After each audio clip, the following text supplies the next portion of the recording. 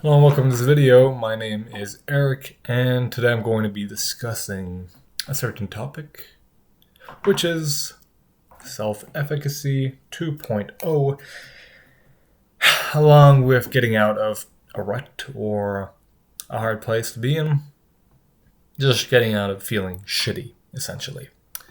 So I have gone through this loop many times where I'm feeling at the top of the world for 2 to 3 days, largely drug induced, and then I fall down into the bit of reality. Think of BoJack Horseman if you ever watched that show. He goes on a fucking bender, he's high as fuck, he's having a great time, and then reality hits. So, I've been there, and although it might seem like I'm drugged up right now, I'm actually completely dead cold sober apart from caffeine. But going back to that, weed, alcohol, cough syrup for me, all sorts of drugs. Could be the club, could be whatever. It's an escape. All these escapes, they add up, and then you wake up and you feel really bad. So you're confronted by a certain reality that you don't like. The first step to getting out of this reality is to acknowledge that you're in a rut. If you typed up how to get out of a rut, well, you probably got that video from Better Ideas. Great video. I've watched it countless times. And one of the big things that he talks about is doing small, tiny things, right? Taking small action to do something principle. Doing something, even if it's tiny, is better than nothing. I'm going to give you an example. You see that little shirt right there? It's on that tripod, which it should not be. So I'm going to put this guy over here and put it in the trash where it belongs. Or not in the trash, sorry. Lavage. I don't know how to say it in English. But yeah, okay. So, that's one thing that you can do. Also, tiny other things. Maybe write about your thoughts. Right? You probably have a lot of thoughts running around. And if you're in a rut, I can almost guarantee you they're not positive. You might be worried about things, largely about your future, right? You might be depressed about your past. Oh my god, I wasted so much time playing all these video games, and now I'm realizing I haven't done shit in real life. That was one that hit me pretty fucking hard a few years ago. Smoking weed, playing video games for hours and hours on end. And look, I'm not shitting on video games. I think they're really fucking great, and I still like them, but everything in moderation. I'm talking to the point where I was fucking smoking weed all day, playing video games all day, did not get anything done in real life. It's about finding a mix, But nothing wrong with video games. Get that clear.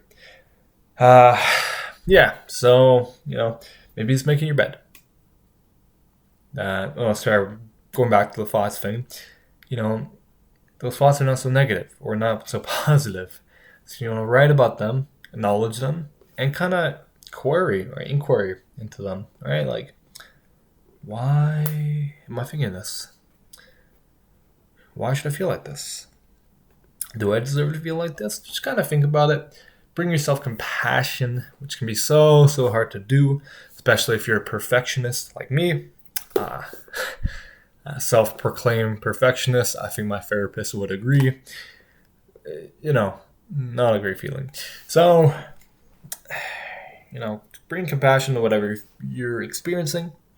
Try and question it. And take small actions. And it might be a very tough road that you're facing. I don't know what it is. For a lot of people, it's being incredibly lonely. That's a feeling that crumples you from the inside. And what I can say for that is, once again, acknowledge that reality, acknowledge that loneliness, and believe. Going back to self-efficacy, you have to believe in yourself. You have to believe that it is possible to make small changes that will eventually lead you to a place that you're less lonely, and perhaps not lonely at all. Right? Everybody feels lonely at times, but if you're constantly in a state of loneliness, then take those little actions to get out of there. If you're in debt, right, severely in debt, you made horrible financial choices, which personally have too. I've invested in some really bad companies, or not bad companies. I've invested in companies that have done very poorly in the stock market and lost plenty of money. You have to believe that you can get it back. You can make that money back. And it all comes down to belief and then action. If you believe that you can do something, the more strongly you believe it, the more likely you are to take action. And you have to believe it, and you have to care about it, right? If you don't care about it at all, well, it wouldn't be causing you any pain, right? By nature. So if it's causing you a lot of pain, by nature, it means it matters a lot to you. So you really have to believe that you can achieve in those things. And how do you believe in yourself in these things? You have to get small wins. So you have to take some small action. It all comes down to that. So that's just me rambling about whatever the fuck. I can't even remember the goddamn flow in my own head. And I'm getting worked up right now. So I'm probably going to write in a journal.